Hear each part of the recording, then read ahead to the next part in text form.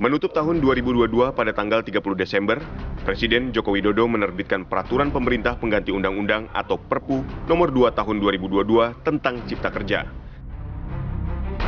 Perpu ini diberlakukan sebagai pengganti Undang-Undang Cipta Kerja yang dinyatakan inkonstitusional bersyarat oleh Mahkamah Konstitusi. Perpu Cipta Kerja menuai polemik karena sejumlah pasal diduga tidak berpihak pada pekerja. Di antaranya terkait aturan hari libur karyawan. Libur karyawan yang diatur dalam Perpu Cipta Kerja sama dengan Undang-Undang Cipta Kerja, yaitu memberi hari libur minimal 1 hari dalam 1 minggu kerja. Namun Presiden Jokowi menyampaikan alasan menerbitkan Perpu tersebut untuk mengantisipasi ancaman krisis ekonomi. Menko Polhukam Mahfud MD juga menyatakan penerbitan Peraturan Pemerintah Undang-Undang Perpu Nomor 2 Tahun 2022 tentang Cipta Kerja karena adanya kebutuhan yang mendesak.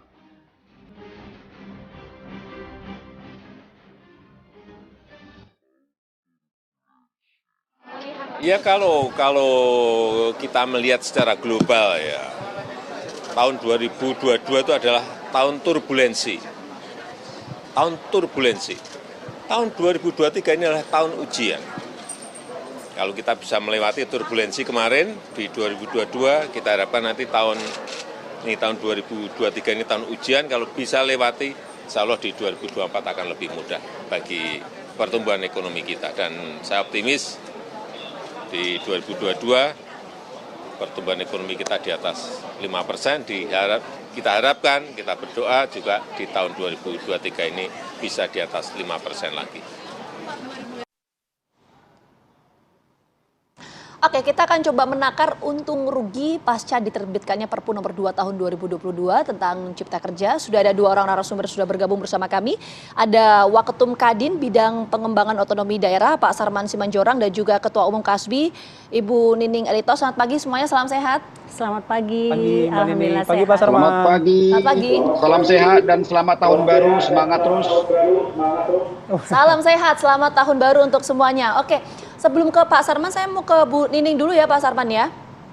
Oke, Bu Nining langsung saja. Kita kan di segmen ini kita ingin fokus dulu soal menakar untung rugi ya pasca diterbitkannya Perpu ini. Kalau perspektif Bu Nining ini seperti apa dengan diterbitkannya Perpu soal Cipta Kerja? Iya, sebenarnya kalau kita bicara untung rugi tentu kita kalau dilihat dari sektor ketenaga kerjaan justru terjadi pendegradasian tentang hak dan perlindungan para pekerja gitu ya. Di mana seharusnya pemerintah membuat bagaimana perlindungan, keadilan, termasuk persoalan peningkatan kesejahteraan.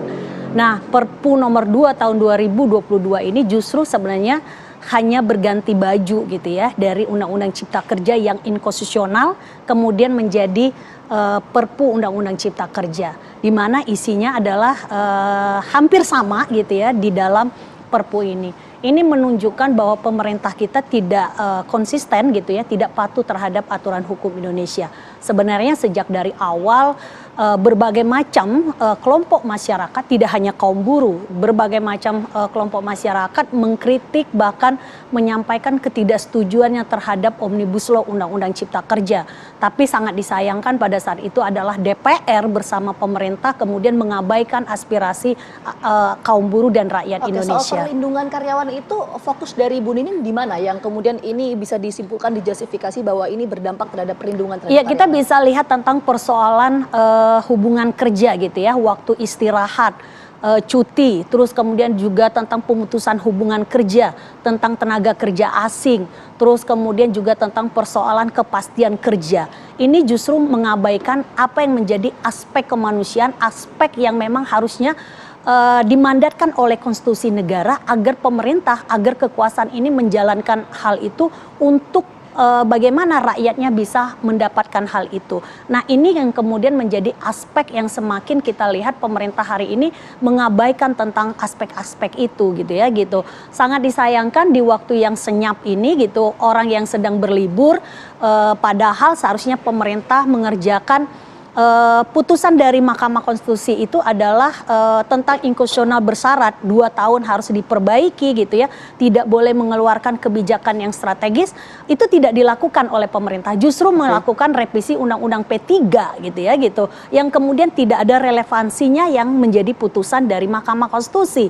Nah, kini pemerintah untuk menghindari delegitimasi yang akhirnya membuat Perpu tentang Undang-Undang Cipta Kerja menjadi seolah ini menjadi legal kan, menjadi tidak lagi menjadi cacat formil gitu. Nah, ini yang kemudian kita kritik terhadap kekuasaan hari ini. Ada beberapa perlindungan ya terhadap pekerja lah ya, begitu kalau tadi Bu Nining menyampaikan.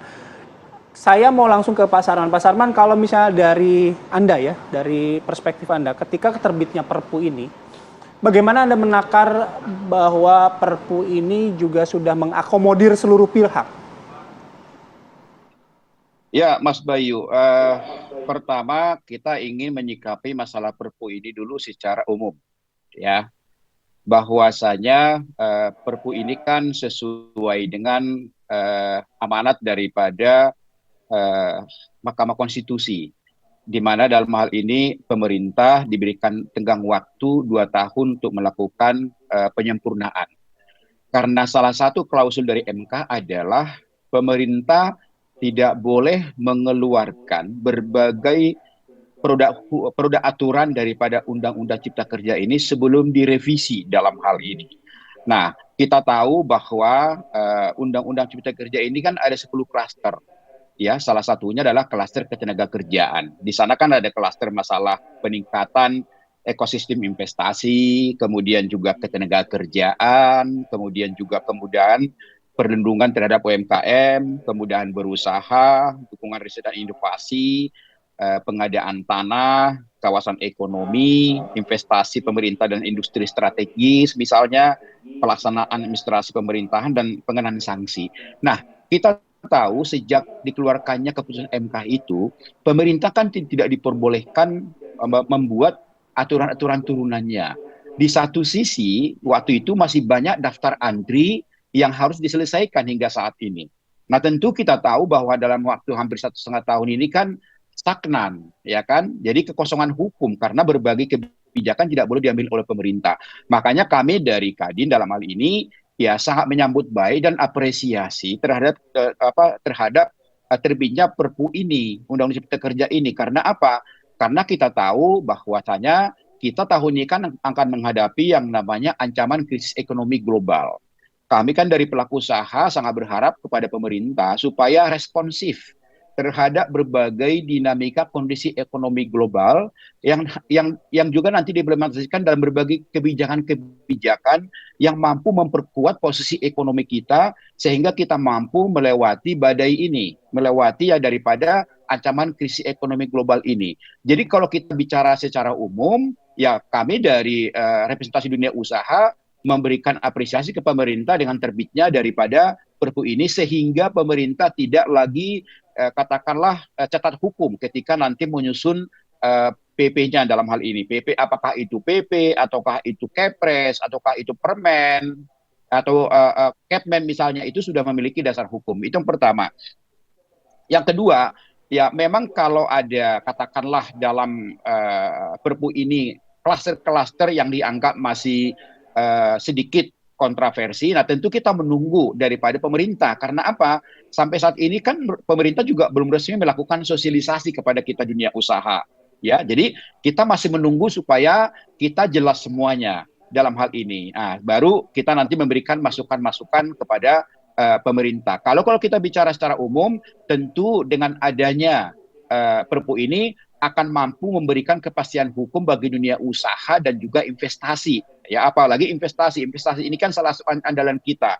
Ketika kita sukses menyelenggarakan G20, maka tingkat kepercayaan investasi kepada kita, investor itu kepada kita sangat tinggi dalam hal ini. Nah, ini kan momentum ini harus kita manfaatkan dengan apa? Dengan suatu kebijakan yang pro bisnis dan pro dunia usaha, ya, dengan adanya kepastian hukum, dengan pelayanan yang maksimal, ya, tentu juga dengan pelayan-pelayan yang lain sehingga animo investasi yang saat ini sangat tinggi tidak lagi mereka ragu masuk ke Indonesia, dan ini akan mampu menopang dan memperkuat posisi ekonomi kita menghadapi krisis ekonomi global di tahun ini. Begitu Mas Bayu dan Vita. Pak Sarman, oke, baik. Pak Sarman tadi memang meng-highlight soal kepastian hukum, tapi Mbak Nini juga sudah menyampaikan apa respon dari penerbitan Perpu ini. Nah, kita jeda dulu. Nanti kami akan lebih membahas pada klaster tenaga kerja ya, karena sudah ada Kasbi di sini. Lalu bagaimana dari Kadin, dari pengusaha mengelola sumber daya manusianya ini di tengah adanya kritikan terhadap Perpu ini. Sesaat lagi di Apa Kabar Indonesia Pagi.